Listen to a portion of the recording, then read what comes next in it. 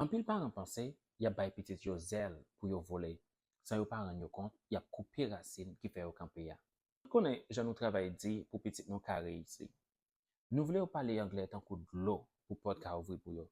Mais y a tendance qu'à valer terrain dans communauté noire, côté maman et papa yo senti yo fier, le petit moun yo dit I don't speak Creole.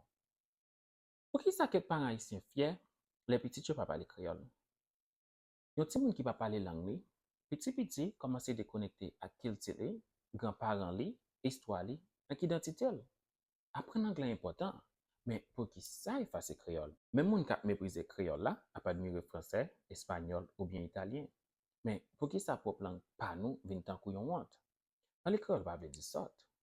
Créole c'est histoire. Créole c'est si vivre. Créole c'est identité. An nou parler la vérité. Le yon ti moun parler de langue, c'est voler travail pi bien. La science montre que ti moun qui bilingue ou bien qui parle deux langues yo, gen plus gymnastique dans tête yo. Yo pi bon à résoudre problème, yo apprennent plus vite et yo gen plus facilité pour yo concentrer. Les ou fier parce que petit ou pas parler créole, ou fier parce que li manque yon outil important dans intelligence li. Mettez sous ça, ou fier parce que li pas ka parler ak moun qui pi remen yo, tant ko grand li.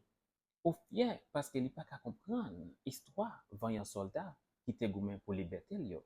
Anglais a bal travail, mais créole là c'est identité et puis fait cerveau vin pi jam. Faire ça. Yon ti moun qui connaît des langues, gen des fois plus chance dans la vie. Langue non, c'est richesse non, c'est pas une honte.